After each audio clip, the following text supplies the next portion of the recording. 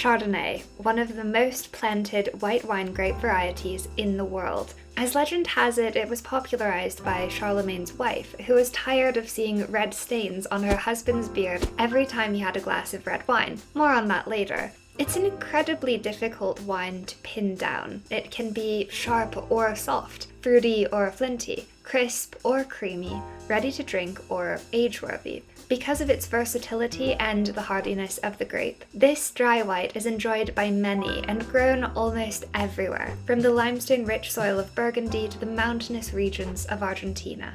But the secret to its global popularity lies perhaps less in its growability and more in its chameleon-like mutability. Chardonnay is very much a winemaker's grape. It's a neutral, semi-aromatic grape which allows terroir and vinicultural praxis to take center stage. The resulting wines are as diverse as the vintners themselves, with flavors ranging from green apple and flint to hazelnut and honeysuckle. To better understand Chardonnay, let's start at the beginning.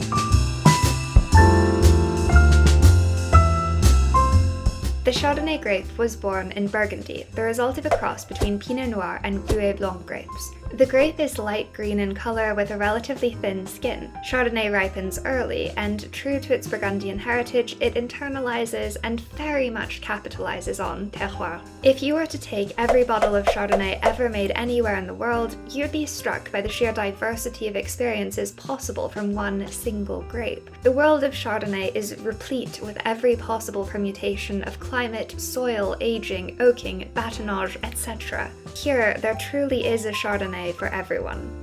Tasting notes, or to oak or not to oak, that is the question. Given the diversity of technique to which Chardonnay is subject, it will come as no surprise that its flavor profile is extensive. In any given bottle, you might taste green apple, wet leaf, toast, butter, chalk, pineapple, peach, mango, banana, vanilla, seashell, honeysuckle, or hazelnut, to name a few. So what can you expect from your Chardonnay? Let's break it down by region. First, a few quick notes on Burgundian Chardonnay from Chablis. Briefly, Chablis is located at the northernmost point of Burgundy. Its cooler climate, chalky soil, and relatively oak-free production result in a wine that's delicate, acidic, steely, and crisp, with hints of apple peel and flint. As such, this dry wine is considered by many to be Chardonnay's purest expression of terroir. Wines from this region tend to age well. Côte de Beaune. Located just south of Chablis and comprising one half of the Côte d'Or, the Côte de Beaune is a well-regarded producer of white Burgundy, aka Chardonnay. Limestone-rich soil and oak aging result in somewhat nuttier, heavier wines, for Burgundy that is. Although there is much variation in taste throughout this region, you can't go wrong with something from Pouligny-Montrachet or neighbouring Chassagne-Montrachet. Mâcon.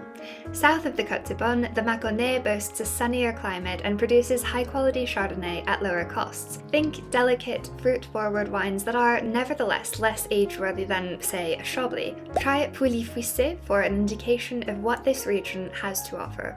More broadly, warm climate Chardonnay will be more demonstrative, often exhibiting its ripeness through tropical fruit flavors like pineapple or starfruit. And cold climate Chardonnay will be less forward. Think flinty stone flavors with biting green apple acidity. Oaked Chardonnay tends to be slightly creamier, toastier, with hints of caramel and vanilla, while unoaked Chardonnay is often crisper and somewhat steelier, edgy.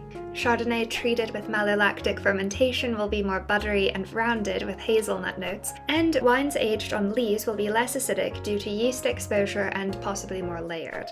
As a fun bonus fact, although the Chardonnay grape plays an important role in most champagne, this varietal can also produce a sparkling wine all on its own called Blanc de Blanc. Now that we've covered the basics, let's get back to your most frequently asked questions, according to Google search anyway. Thanks Google, but before we jump into that, Google also tells us that the YouTube algorithm likes videos that get likes, so if you found this video at all helpful, hit the like button and subscribe if you haven't already. Thanks! Back to the video. So, is Chardonnay sweet? The short answer is it can be. This really depends on how it's made and where it was grown. A late harvest chard, meaning the grapes have been left to develop on the vine for a longer period of time, will usually be sweeter due to increased sugar concentrations. A warm climate, oak-aged Chardonnay will also tend more towards sweetness if that's what you're after. These characteristics also result in wines with a higher alcohol content. A New World Chardonnay, think something from Australia or California, can reach between 13.5 to 14.5% alcohol, which is pretty high. Now that you have your Chardonnay, you may be wondering what to drink it with. Good and bad news. A glass of Chard pairs well with almost anything. This is a wine that's equally at home with salmon sashimi or a hearty mushroom stew, and pairs well with chicken, steak, fish, lobster, pizza, and many types of cheese, including strong blues, soft ripened cheese, or aromatic washed wines like Tête de Moine, one of my personal favourites. Or you can enjoy a glass all by itself. If you've made it this far, well done, because now we're discussing a juicy historical tidbit that we hope will improve your Chardonnay swilling experience. You may have heard of Charlemagne, king of the Franks, conqueror of the Lombards, and Holy Roman Emperor. He looks like this. He has a nice beard. Now, by some accounts, he enjoyed red wine a lot.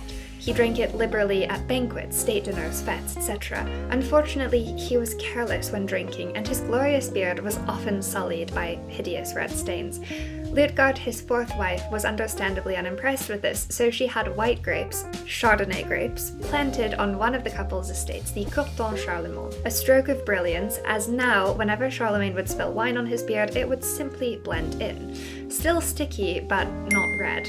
As with many historical anecdotes, I have no idea if this is some version of fact or amusing nonsense, but there it is. Cheers! If you'd like to learn more about wine, click the subscribe button or check out our Understanding Wine series now.